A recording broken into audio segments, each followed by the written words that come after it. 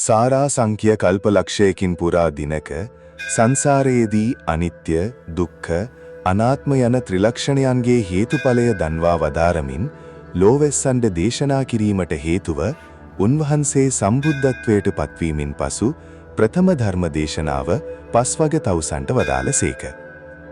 ඔයා දන්නවද බුදුරජාණන් වහන්සේ උත්තරීතර සම්බුද්ධත්වයට පත් වුණාට පස්සේ තමන් වහන්සේ අවබෝධ කරගත්තු මේ මහා ගැඹුරු සද්ධර්මය මුලින්ම දේශනා කරන්න තෝරගත්තේ කාවද කියලා.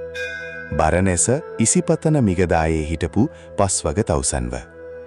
එයි උන්වහන්සේ ඒ අයටම මුලින්ම ධර්මය දේශනා කරන්න බරණැසටම වැඩම කළේ. අන්න ඒකින් තමයි බුදුරජාණන් වහන්සේ මේ ලෝකෙටම පෙන්වා දුන්නේ ජීවිතයක තියෙන්න ඕන උතුම්ම ගුණාංගය. ඒ කියන්නේ කලගුණ සැලකීමේ. තමන් වහන්සේ අවුරුදු 6ක් මහා දුෂ්කර ක්‍රියා කරද්දී තමන්ට උපකාර කරපු ඒ පස්වග තවුසන්ට මුලින්ම මේ උතුම් නිර්වාණ සුවය ලබා දෙන්න ඕනි කියන ඒ උදාර පරම ආදරණීය කලගුණ සැලකීමේ චේතනාව උන්වහන්සේ තුල තිබුණා. එකං සමයං භගවා බාරාණසියං විහරති ඉසිපතනේ මිගදායේ. තත්‍රකෝ භගවා පංචවග්ගියේ භික්ඛු ආමන්තේසි.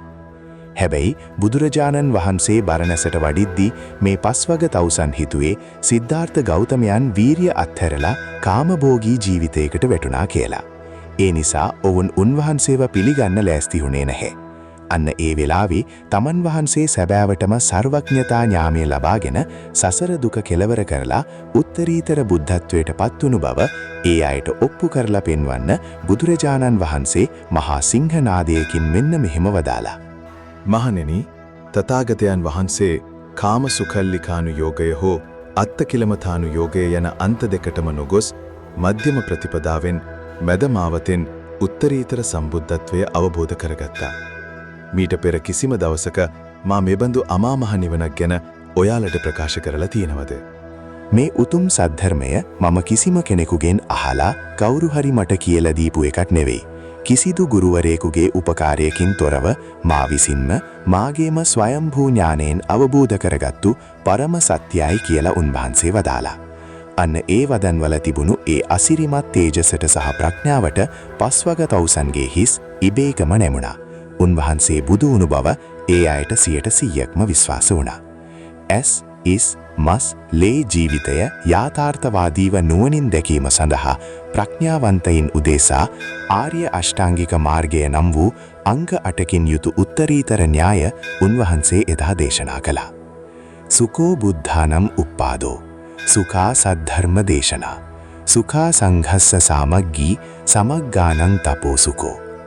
ඒ භාග්‍යවත් බුදුරජාණන් වහන්සේ විසින් ධර්මය ඉදිරිපත් කරන්නේ සත්වයාගේ සුවසෙත පිණිසත් එම උතුම් ධර්මය තුලම ජීවත් වීමට පසුබිම සලසන්නා වූ මහා ප්‍රාතිහාර්යමය තේජසින් යුතුවයි. අපගේ සසර දුකෙන් මිදී ලබන උත්තරීතර නිර්වාණ අවබෝධය පිණිස පවතින ශ්‍රී සද්ධර්ම රත්නය අකාරික වූ එනිසාම ලෝකෝත්තර ධර්මතාවයන් පසක් කර දෙන උතුම් මාර්ගයකි. ඒ නිසාම තමයි බුදුරජාණන් වහන්සේ වදාළේ යමෙක් ධර්මය දැකීද ඔහු මා දැකි. යමෙක් මා දැකීද ඔහු ධර්මය දැකි කියලා. බුදුන් දකින්න නම් බාහිර රූපය දිහා බලලා වැඩක් නැහැ. උන්වහන්සේ වදාළ ඒ අකාලික ධර්මය ප්‍රඥාවෙන් ජීවිතයට දකින්න ඕනේ. ජීවිතේ අපිට කොච්චර මිනිස්සු උදව් කරනවද? ඒ හැමෝටම කලගුණ සලකන්න. වුණු වැරදි අත්හැරලා ධර්මය තුල හැසිරෙන්න. මොකද ධම්මෝ හවේ රක්ඛති ධම්මචාරී. ධර්මයේ හැසිරෙන මිනිසාව මේ ලෝකෙ වෙන කවුරුත් නෙවෙයි ඔයා රැකපු ධර්මය විසින්ම ආරක්ෂා කරනවා. ධර්මය තමයි උතුම්ම දායාදය. මම අප්පච්චි.